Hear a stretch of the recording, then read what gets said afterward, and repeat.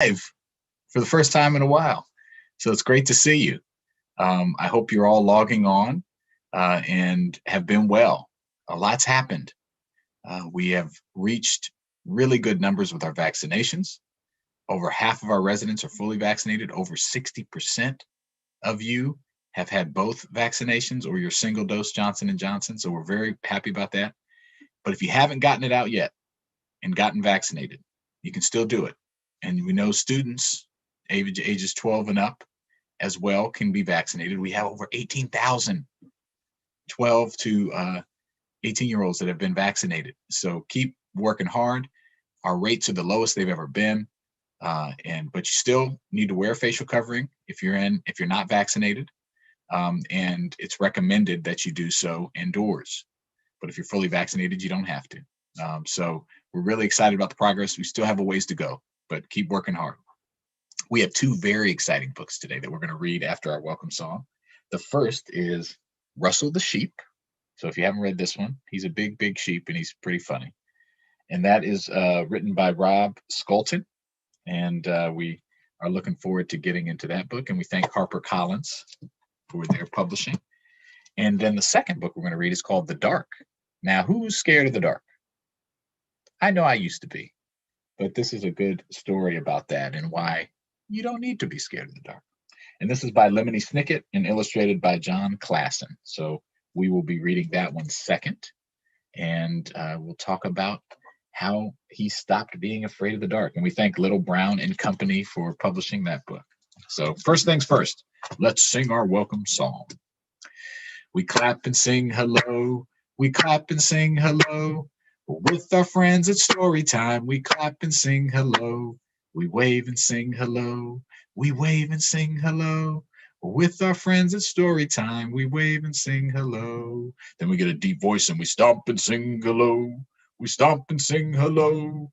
With our friends at Storytime, we stomp and sing hello. Hello, everybody. And next time you're outside, say hello to your cicadas, too. I know some of you probably for the first time are seeing cicadas because they only come out every 17 years. And last time I saw them, I was in law school. So that's how long ago it was. But they are not going to harm you. They're just here for a short period of time. So you can say hello to them, too. And they're more scared of you than you are of them. Trust me. All right. Russell the sheep. This is Russell. Sometimes Russell is a little bit out of step with the rest of the flock. All the sheep are falling asleep except Russell. What's a sheep to do? Russell tries everything until he falls asleep. Good night, Russell. So that was a little summary of the book. Sometimes on the first part of the book, they have little summaries about what happens. So that's kind of the summary, or it gives you a little preview of what's going to happen. So let's see what really happens. Russell the sheep. Russell the sheep lived in Frog's Bottom Field. Looks like a fun field. At the end of a long, busy day, and what are they doing there? Looks like they're standing around on Frog's Field. Someone's knitting. Night fell, and the sheep got ready for bed. Soon all was quiet. Oh, I'm sorry. I can't go to sleep. I have to read the book. Except for, who do you think? Russell. No matter how hard he tried, Russell could not fall asleep. Does that ever happen to you? It happened to my kids last night. They were up very late. Maybe if it were really dark, he thought, I'd be able to sleep. But the really dark really scared him. We'll talk about that in our next book. Perhaps I'm too hot, he thought.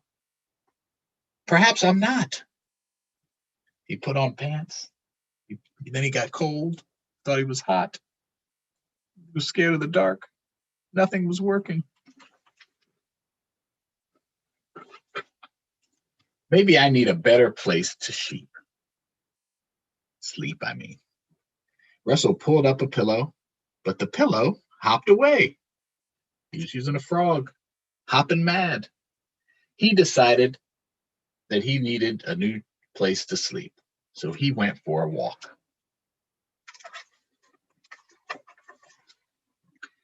Russell spied the trunk of a rusty car.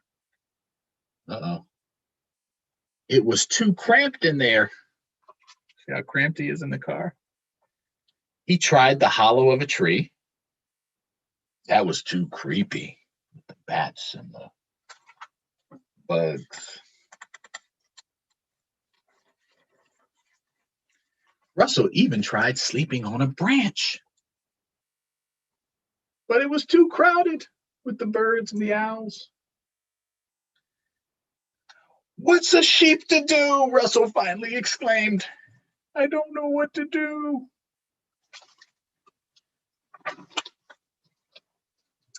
Russell thought he would never go to sleep. But then he had a brilliant idea.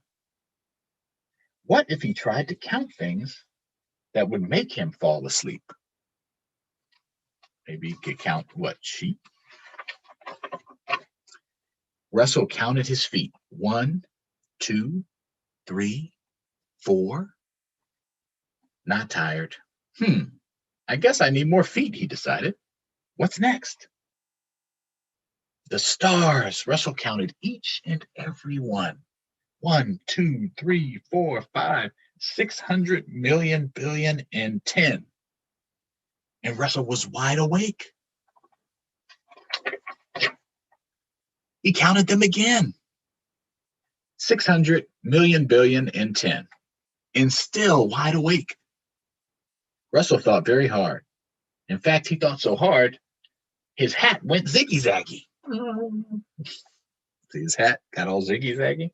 "I know," he shouted. "I'll count sheep.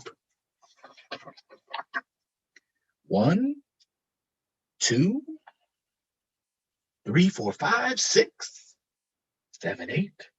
Still awake. 9." He sighed and sighed and said. Then Russell realized he had forgotten to count the one very important little sheep. Himself. 10. Russell felt a tickle, then a twitch, and then sound asleep. Counting sheep. Maybe that's where it came from, Russell. By now it was morning, and all the other sheep in the field began getting ready for the new day. Soon everyone was up. Everyone, that is, except for Russell. He finally was asleep. All right, so you have a new tactic. You can try counting sheep if you can't go to sleep. Maybe that'll help. Count them in your head or on a book or get Russell the sheep. All right.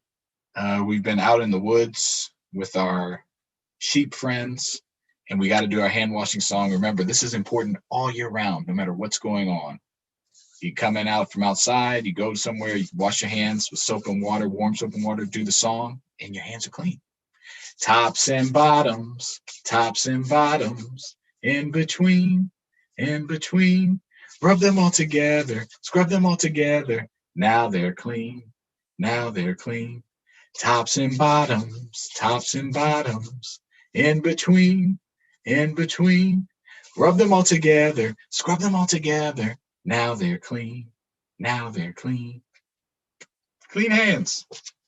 Now we will talk about why we should not be scared of the dark, by Lemony Snicket and illustrated by John Klassen. Laszlo is afraid of the dark. The dark is not afraid of Laszlo. Laszlo lives in a house. The dark lives in the basement.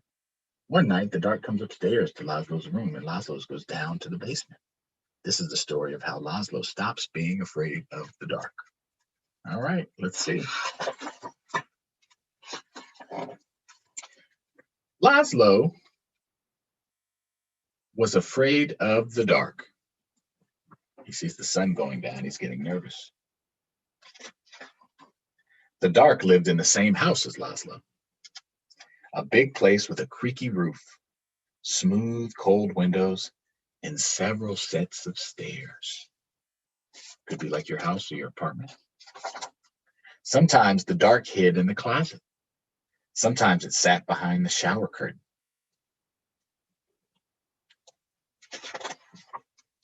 But mostly it spent its time in the basement.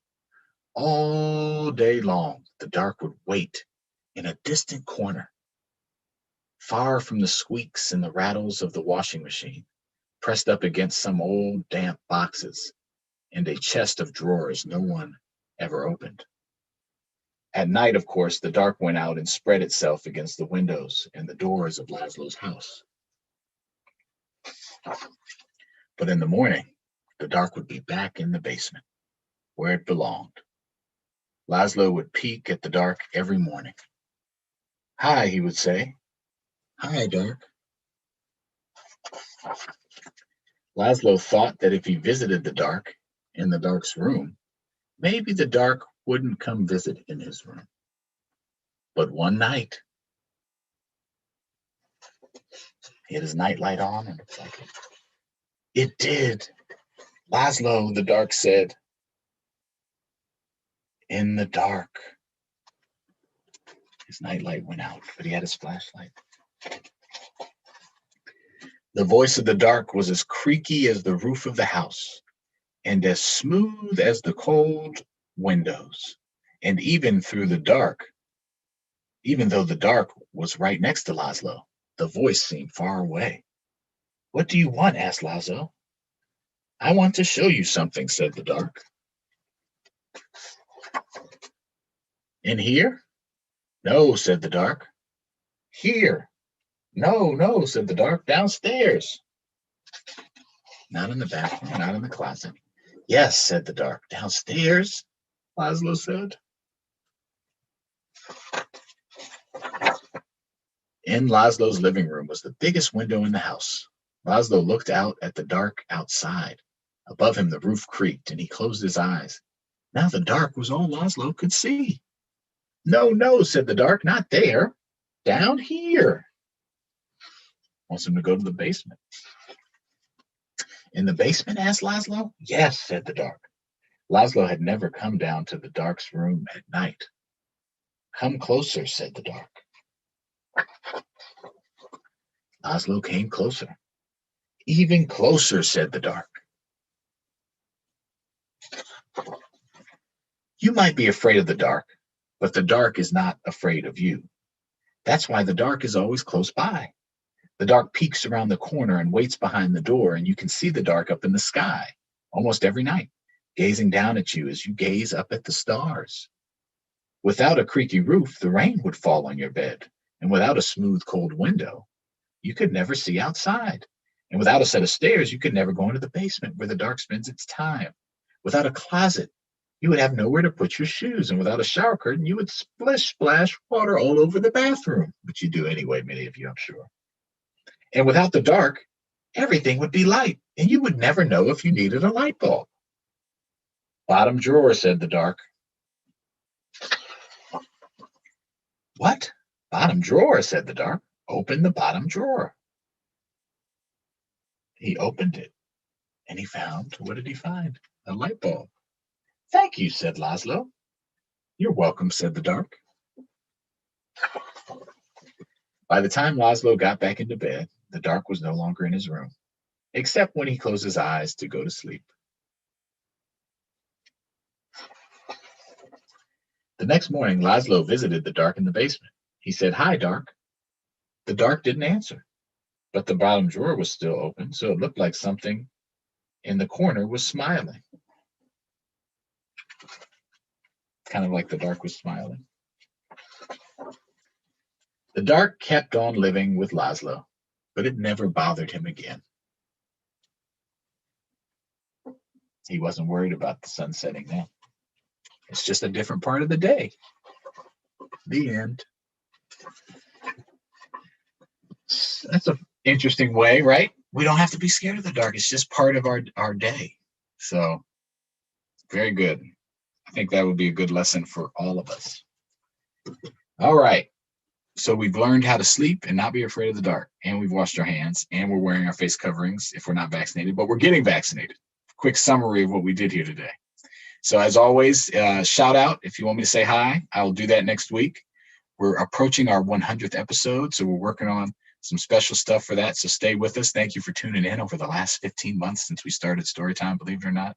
It's been a really fun ride. So we'll keep it going roughly once a week. You know, we just passed our budget for the county, $6 billion to fund our schools and our college and our roads and our public safety officials and our libraries, which will be opening in person starting in June through and working their way through the rest of the summer. So we're having fun. I look forward to seeing you all throughout the summer.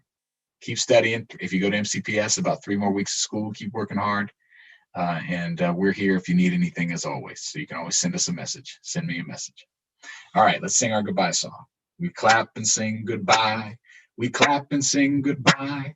With our friends at story time, we clap and sing goodbye. We wave and sing goodbye.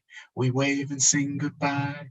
With our friends at story time, we wave and sing goodbye. I'll see you next week. Have a great weekend.